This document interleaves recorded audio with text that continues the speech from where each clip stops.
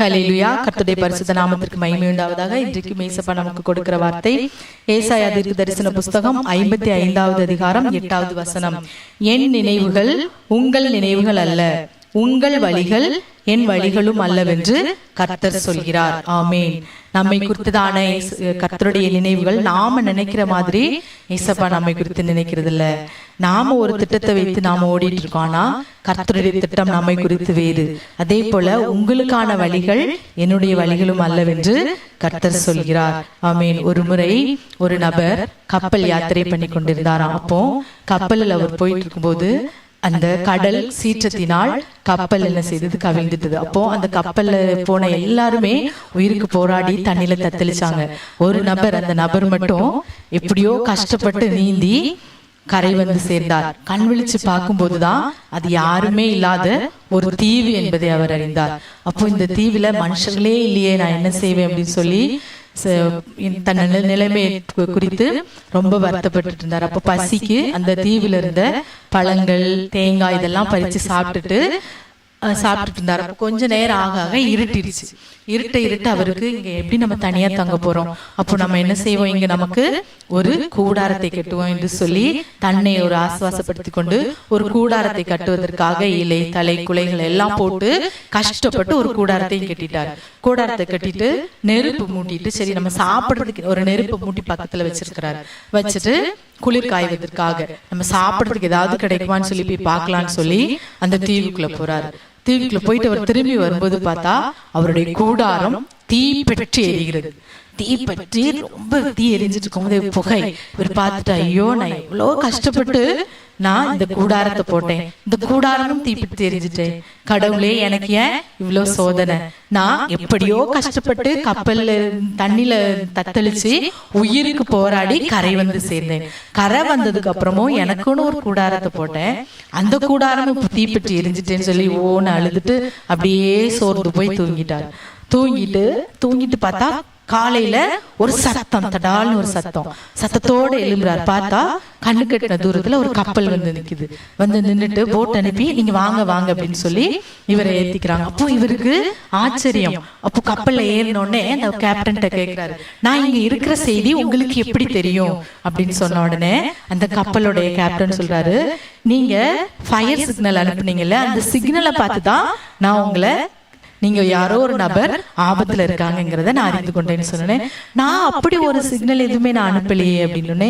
இல்லையே, உங்க இடத்துல இருந்து புகை வானளவுல வந்தது, அந்த புகையை பார்த்து தான் யாரோ ஆபத்துல இருக்காங்க, அவங்கள நாம காப்பாற்றணும்னு சொல்லிட்டு நாங்க இங்க வந்தோம் அப்படின்னோடனே இவருக்கு அப்பதான் நினைவு வந்து, ஐயோ நாம கடவுள் மேல எவ்வளவு கோவப்பட்டோம், கடவுள் எனக்கு கூடாரத்தை எரிச்சிட்டாரு, நானா நம்ம கூடாரம் தீப்பற்றி எரிஞ்சதுனாலதான் இதை வச்சுதான் என்ன காப்பாத்த வந்திருக்கிறாங்க அப்படின்னு சொல்லி. இன்றைக்கு அருமையான தேவனுடைய பிள்ளைகளே, அப்பதான் அவர் புரிஞ்சுக்கிட்டாராம், நான் ஒரு திட்டம் போட்டா எனக்கு கடவுள் வைத்திருக்கிற திட்டம் அது வேற மாதிரி இருக்கே, என்னை குறித்து அவர் வைத்திருக்கிற திட்டம் எல்லாம் எவ்வளவு பெரிய திட்டமாயிருக்கு, அது எவ்வளவு சிறந்த திட்டமாயிருக்கிறது என்று சொல்லி அவர் கர்த்தரை, கடவுளை துதித்தாராம். இன்றைக்கு அருமையான தேவனுடைய பிள்ளைகளே, நாமும் கூட நம் வாழ்க்கையில எதிர்பாராத விதமா எதுவும் நடந்து நல்லதோ கெட்டதோ நடக்கும்போது நம்ம என்ன செய்கிறோம், கடவுளையே, கர்த்தரையே நம்ம பேசுறோம்.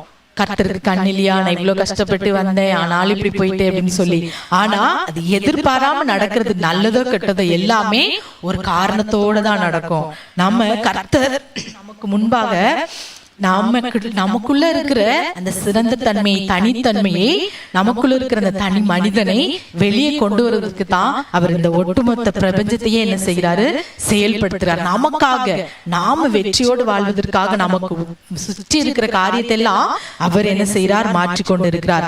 ஆனா நாம என்ன நினைக்கிறோம், நம்ம சௌரியமா வாழணும், சந்தோஷமா வாழணும்னு. ஆனா இந்த கஷ்டத்தெல்லாம் கொடுக்கறதும் நாம தனித்திறமை உள்ளவர்களாய் வெளியே வரணும் என்பது. அதுதான் என் நினைவுகள் நினைவுகள் உன் நினைவுகள் அல்ல, என் வழி உன்னுடைய வழிகளும் இல்லை என்று சொல்லு. நம்மை குறித்து நம்ம ஒரு திட்டம் போடலாம், ஆனா கர்த்தருடைய திட்டம் அது பெரிய திட்டமும் அது சிறந்த திட்டமுமா இருக்குமா. ஆகவே இன்றைக்கு நாம என்ன செய்யணும், அதை நம்ம அறிந்து கொள்ளணும். ஒரு துன்பம் வந்து அந்தாலவோ என்று சொல்லி உட்கார்ந்து நம்ம வருத்தப்படுவது என்ன செய்யணும், விட்டு விடணும். இன்னைக்கு அநேகர் அப்படித்தான், துன்பம் வந்தா எனக்கு மட்டும் ஏன் இப்படி எல்லாம் நடக்குன்னு சொல்லி நாம வருத்தப்பட்டு விடுகிறோம். இன்னைக்கு வருத்தப்படுறதோடு மட்டும் இல்லாம வாழ்க்கையே என்ன செய்யறோம், குறைச்சிக்கேன். வாழ்க்கையே வாழாம இந்த வாழ்க்கையே எனக்கு வெறுப்பா இருக்கு, இந்த வாழ்க்கையே நான் முடிச்சுக்கலாம் போல அப்படின்னு சொல்லி சாவு கூட தயாரா போறோம். ஆனா மருத்துவமனையில பாருங்க, நோயோடு போராடிட்டு இருக்கிறவங்க எப்படியாவது நான் உயிர் பிழைச்சு வந்து ஒரு நல்ல வாழ்க்கையை வாழ்வேன்னு சொல்லி கனவோடு இருக்கிறாங்க. ஆனா வாழ்க்கை கையில இருந்து அதை வாழ தெரியாம இன்னைக்கு தொலைத்து கொண்டிருக்கிறவர்கள் தான் அநேகராகவே. இன்றைக்கு அருமையான தேவனுடைய பிள்ளைகளே, நாம் சில நேரத்துல நம்ம வாழ்க்கையில நடக்கக்கூடிய காரியங்கள் நம்மளால ஏற்க முடியாததுதான் இருக்கும்.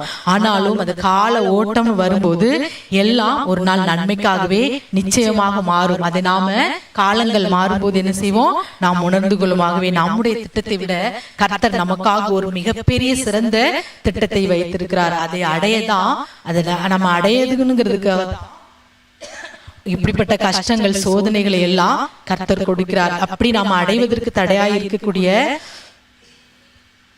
சோதனைகள் கஷ்டங்கள் எல்லாம் நம்மை முன்னேற்றுவதற்கு தான் என்பதை நாம் என்ன செய்யக்கூடாது, ஒருபோதும் நாம் மறந்துவிடவே கூடாதாகவே. இந்த வாழ்க்கையில நாம என்ன செய்யணும், எந்த கஷ்டம் எந்த சோதனை வந்தாலும் நாம இதை என் வாழ்க்கையில நடப்பது எல்லாம் நன்மைக்கு தான் என்று புரிந்து கொண்டு இப்ப இருக்கிற வாழ்க்கையை நாம் என்ன செய்வோம், சந்தோஷமாய் நாம் நினைக்கும் போது அந்த வாழ்க்கையே இனிமையானதாய் மாறுமாகவே.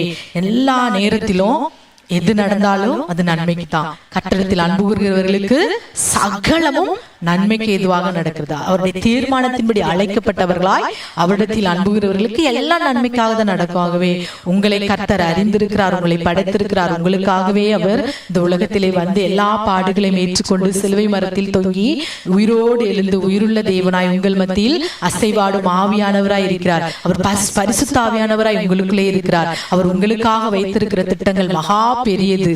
என் வழிகள் உன்னுடைய வழிகள் அல்ல, என் திட்டம் உன்னுடைய திட்டமும் அல்ல, என் நோக்கம் உன்னுடைய நோக்கமும் அல்ல என்று இயேசப்பானிக்கு உங்களை பார்த்து சொல்கிறார். ஆகவே அவருடைய கரத்திற்குள்ளே அடங்கி இருங்க. அவர் ஏற்ற காலத்தில் உயர்த்துவார். எல்லாவற்றையும் நன்மைக்காகவே அவர் மாற்றி தருவார். இப்போ நீங்க கடந்து வந்துட்டு இருக்கிற பாதை உங்களுக்கு கஷ்டமா தெரியலாம், என்னடா இவ்வளோ பெரிய கஷ்டமே அப்படின்னு சொல்லிட்டு, அதெல்லாம் கர்த்தர் நமக்காக ஒரு திட்டத்தை, மிகப்பெரிய ஒரு திட்டத்தை உங்களுக்காக அவர் வைத்திருக்கிறார். உங்களுக்காக ஒரு பெரிய திட்டத்தை நோக்கத்தையும் அவர் நிறைவேற்றுவதற்காக தான் இதெல்லாம் அனுபவித்து உங்களை பக்குவப்படுத்தி கொண்டிருக்கிறார். ஆகவே இதை மறந்து போகாதபடி கர்த்தருடைய சமூகத்தில் நான் நன்றியோடு காணப்படுவோம். நாம் இப்பொழுதும் ஜெபிக்கலாமா? ஹல்லேலூயா. நாங்கள் நன்றியோடு ஸ்தோத்திரிக்கிறோம் தகப்பனே. இந்த நாளிலும் நீர் கொடுத்த நல்ல வார்த்தைக்காக ஸ்தோத்திரம் அப்பா. என் திட்டம் உன்னுடைய திட்டம் அல்ல, என் வழி உன்னுடைய வழிகள் அல்ல என்று சொல்லியிருக்கிறீங்கப்பா. இந்த வேளையிலும் கூட கர்த்தாவே என்னோடு கூட சேர்ந்து ஜெபிக்கிற நபர்களுடைய வாழ்க்கையில் இப்படிப்பட்ட கஷ்டமான போராட்டமான சகிக்க முடியாத துன்பமான பாதைகள் இருக்கும் என்றால் இதெல்லாம் காலப்போக்கில் எல்லாம் மாறிவிடும் என்ற நம்பிக்கையோடு, உண்மையில் நம்பிக்கையுள்ளவர்களா எனக்காக இயேசு உண்டு, அவர் எல்லாவற்றின் நன்மைக்காகவே செய்வார் என்ற நம்பிக்கையோடு பொறுமையோடு காத்திருக்கக்கூடிய அந்த அனுபவத்தையும் இந்த குணநலத்தையும் இந்த நாளில் ஜெபிக்கிற ஒவ்வொரு பிள்ளைகளுக்கும் கொடுத்து நீர் ஆசீர்வதிக்கும்படியாக நாங்கள் ஜெபிக்கிறோம் தகப்பனே. வானத்தையும் பூமியும் உண்டாக்கி கர்த்தரிடத்திலிருந்து எனக்கு ஒத்தாசை வரும் என்று சொன்னீங்களேப்பா. ஒவ்வொரு பிள்ளைகளுக்கும் ஜெபிக்கிற ஒவ்வொரு பிள்ளைகளுக்கும் ஒத்தாசை நீர் அனுப்புங்க தகப்பனே. ஒத்தாசையாயிருங்கப்பா. கை தூக்கி எடுங்க, உளையான சேற்றிலிருந்து கை தூக்கி எடுத்து மீட்டு ஒரு நல்ல வாழ்க்கையை நீர் பிள்ளைகள் காண கண்டுகளிக்க வாழ நீர் கிருபை செய்யுங்க. சகல துதி கன மகிமை உமக்கே செலுத்துகிறோம். இயேசுவின் நாமத்தில் ஜெபிக்கிறோம் எங்கள் நல்ல பிதாவே. ஆமேன், ஆமேன்.